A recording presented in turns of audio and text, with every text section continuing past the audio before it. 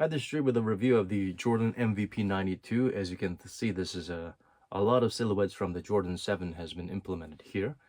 Jordan 7, I think it symbolizes, I feel like it's the epitome of Michael Jordan's all-around power in terms of his athleticism, his skill, cunning, veteran savvy, leadership, everything. He was just dominating and taking over games in the playoffs and the finals. The most memorable for me was when he was wearing this shoe, and Rick Adamant of the Blazers, the coach, was saying, like, I think he was saying Jordan's, you know, 3 pointers are not gonna drop. Just make sure he doesn't score in the paint, or don't make sure he can't dunk or whatever. And Jordan shots weren't that falling that much. And then what he did was, I guess he always wants to prove you wrong. He made like 6 3 pointers in the first half, and the best part about it was every one of those shots looked so smooth, so laid back, and so accurate and so beautiful. And the defenders could not do anything to stop those shots, even though, he's taking it and is making it and then want to disrupt it. 6'8", Cliff Robinson and everyone took a turn, but they couldn't. And Rick Adamant was, in disbelief, and Michael Jordan walking past him, going like, shrugging his shoulders. That is so, that is so sick. So that's what this shoe for you. For this one, the MVP 92 is 9.5, weighs about 450 grams. But what's important is the sensory weight. When you put it on, it does not feel that heavy. It feels like closer to 400 than 450 grams. So that's definitely a plus. It's got this little heel tab, which is reminiscent of the Hirachi inner booty that they use for the Jordan 7s. And this is nice touch to provide some additional lockdown. The midsole pattern, it's there. The toe box, everything is there, and they got this Flight Jordan logo that's not in the 7s, but it's definitely a nice little upgrade in terms of design. The bottom coloring and everything, it's not 100% accurate, but pretty much.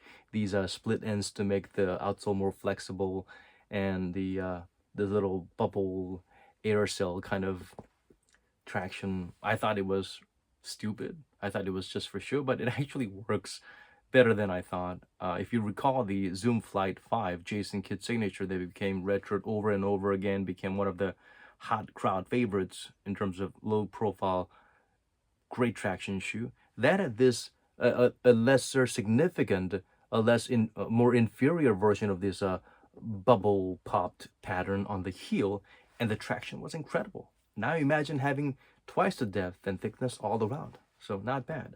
The outrigger it's not prominent, but even though this is not the widest space, it actually feels a lot more stable than a lot of weird, wonky basketball shoes we get in the year 2025. Tongue is nice and fluffy. It's not that crazy stuffy. And most importantly, that's got the Nike Air logo, which I miss so much because they took this out entirely from the Jordan 6, 7, and 8. From Jordan 6 onwards, they kind of took out this Nike Air logo. They wanted to make Jordan brand look like its own thing. But I always like this Nike Air logo to be on the Jordans, and it's a little nice touch. So it's working on a multitude of levels for me. Cushioning wise, this has a full length air stroble. I wouldn't say air stroble, but air sole. More or less an air stroble because it's right below the stroble board, but not as, not as reactive as the air strobles you find in the modern shoes like PG5s or the Zion 1s and things like that. But it's still better than the full length air that's practically something you don't really feel, maybe a little bit in the heel. That's what you get in the Air Force Ones in the modern era. The Air Force Ones, of course, the midsoles are a lot harder, and the outsole is completely cupping the midsole, so it's muted even more. This actually has a softer foam material, but I think this is more not even Phylon, not even EVA. It feels like a dense EVA, so it's not exactly as soft and forgiving as the original Jordan 7s, but it's not too bad. It feels, at least in the forefoot, I think feels better than the Jordan.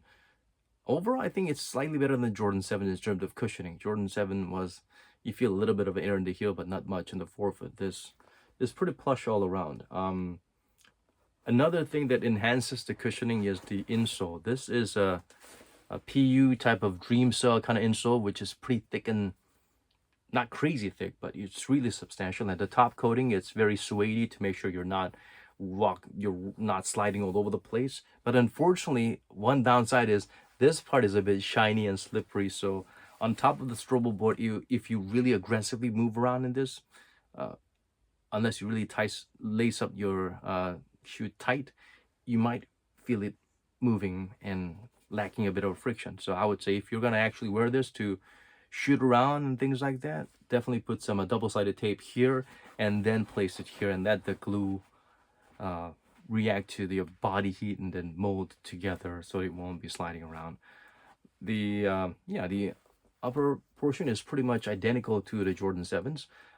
Fit-wise, I would say go up half a size because you're not gonna be wearing this for really intensive, uh, you know, getting out to there to do some battling it out, some intensive sessions. I would recommend this more for casual wear, but you could wear this for some intensive occasions. Again, this is a much more upgraded version of Air Force Ones, and in some ways, this is better traction cushioning than some of the garbage that's out there. Give it a shot. Determine for yourself if this is something that works for you on court. And it's on sale these days, so less than $100. This here in Korea. Definitely the Jordan 7 silhouettes in this colorway in that historic playoff finals run. Oh, I want the silhouette to be available. I would just be wearing this and shrugging, even if I miss my 3-pointers. It's such a meaningful silhouette, and thankfully, it's not a shitty, crappy, retro, clunky shoe that feels like brick, which is like a lot of retro Jordans. So this is not even a thoroughbred Jordan retro, but this is actually as good as the original, if not an upgrade.